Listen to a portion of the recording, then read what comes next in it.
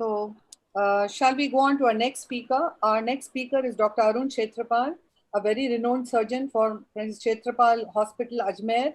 And I'm sure he has a brilliant pearl for us today. Let's hear from him and then on to our discussions with him. Thank you, Dr. Chitra, for introducing me, and thanks for giving me this opportunity. Am I audible to everyone? Yes, yes. Am I audible? Yes, you are audible. Okay. So I'm going to present to you a case of traumatic cataract.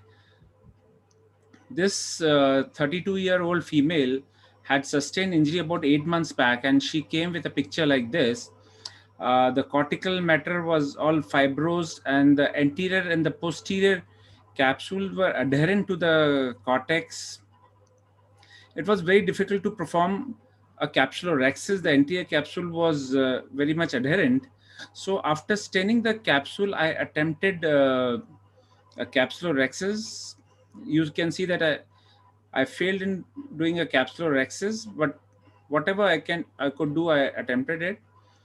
Next, the cortical matter, the loose cortical matter, which was present in the uh, equatorial region, was removed. And now the next step was to separate this fibrous cortex, which was firmly adherent to the posterior capsule. And I tried to create a cleavage plane between the fibrosed cortex and the posterior capsule. I was successful to a certain extent, but I did not want it to pull too much, because if I was pulling on too much, you can see that there's a stress on the zonules. So I did not want it to pull too much. I don't want it to injure the zonules. And if you watch here, while attempting, I made a PC rent. The posterior capsule got ruptured here. I hope you can appreciate that. So what I did was I abandoned separating it, and I went on to dissect it out and excise this fibrosed plaque, which was firmly adherent to the posterior capsule. Now, the advantage of this was that I was no longer putting stress onto the zonules. My zonules were safe. So if you have a thick posterior capsule or a thick plaque on the posterior capsule, which is not getting separated from the posterior capsule, the pearl here will be to dissect it out rather than pulling onto it, or you may lead to zonulodialysis. So this plaque was excised 360 degrees all throughout. So once the plaque was separated 360 degrees, I wanted to remove it. And if you can appreciate, as I was pulling onto the plaque, you can see the whole of the vitreous is attached to the undersurface of the plaque and is being pulled towards the plaque. So it was being pulled. So now pulling onto this plaque would have resulted into traction on the vitreous and retinal detachment. So the next step would have been to remove all the vitreous attachment from underneath the plaque. So you do a vitrectomy, you remove all the vitreous attachment from the plaque. You make the plaque free of the vitreous attachments. And once it is free of all the vitreous attachment, you can just easily pull it off and remove it. So the pearl here is, don't pull onto the plaque if you have a vitreous attachment. I went on and did some anterior vitrectomy here to make sure that there was no vitreous in the anterior chamber, and went on to insert a 3-piece IOL into the sulcus. I tried to do a capture that was not a full capture. And of course, before closing the case, you need to check out that there's no vitreous in the anterior chamber. This is very essential. And if there's no vitreous in the anterior chamber, then you can close your case. Thank you very much for your attention.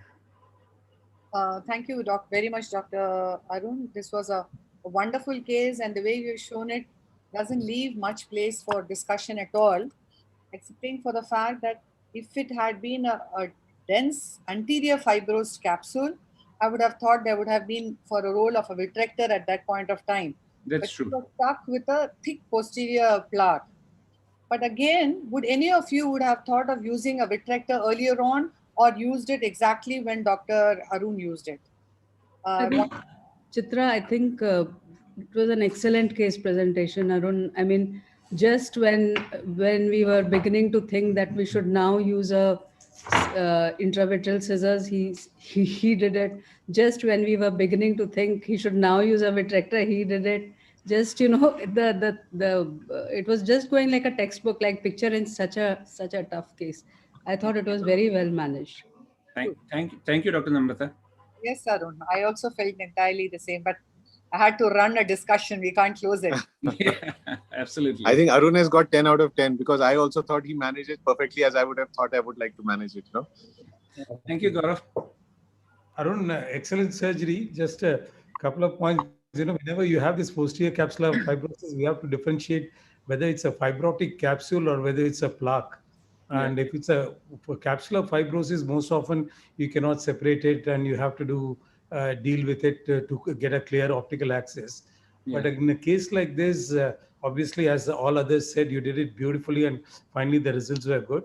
But this was a plaque, and instead of you started dissecting it out from the 6 o'clock where you don't have access, I would have started my dissection subincisionally. And if I could have got a plane of cleavage, I would have injected cohesive viscoelastic in that space. I mean, ultimate result might have been exactly what you ended up with. But to get a plane of cleavage and get that plaque separated, and most often I've seen quite a few videos and I've also done it in my own hands. These plaques, most often you're able to get a plane of cleavage and separate it. And cohesive viscoelastic injection helps in these cases. The PCR might occur. And one last thing I would like to say more for the sake of the viewers is that I felt that there was a slight peaking of the pupil right in the end. Most often you would find that is because of vitreous stand over there. Whenever I find something like that, I don't even mind going back in again with a injection of a triamcinolone acetate. You would often find that there's a stand of vitreous over there and take care of it right then and there. Otherwise, beautifully done, and I think all take-home points are there. Thank you, Dr. Ramamurthy. I really appreciate that. It was very difficult in this case to get a cleavage plane between the plaque and the posterior capsule. I tried from all the planes, but I was not able to get a cleavage plane. Regarding the peaking of the pupil was peaked, as if you can appreciate, once I show you the original picture, when we had just started the surgery, the pupil was adherent there. Because of the injury, the pupil was slightly D-shaped. So that was the reason for the peaking of the pupil. Perfect. You used the tricot right in the end, and you did do a check. I mean, I just felt this was just a point we need to keep in mind. I'm sure you did. Just a point, Dr. Chitra. I think what Dr. Arun has rightly said, as Dr. Ramamurthy was saying, that you get a cleavage plane and you try to get it. But what he said was right, that when he was trying to dissect that, at that point he saw that there was a zonular pull. And that was, at that point, the zonular traction, he decided to go in with the vitrector. I mean, we also come across this case. But when we see that the plaque, the differentiation between the plaque and the posterior capsular thickening is very, borderline. So at that point of time, you realize that I'm pulling too much on these zonules. I think the right decision going in with the vitrector. And I think the most important take-home message in this whole video was that when his plaque was lying free and the tendency would have been just to pull it out, he stopped when he found that the vitreous was attached to it, went ahead with the anterior vitrectomy, freed it up, and then only withdrew it. Otherwise, there would have been considerable traction. I think that's a very important message for all the viewers. Wonderful video, Dr. Arun. Thank you. Didn't discuss anything at all.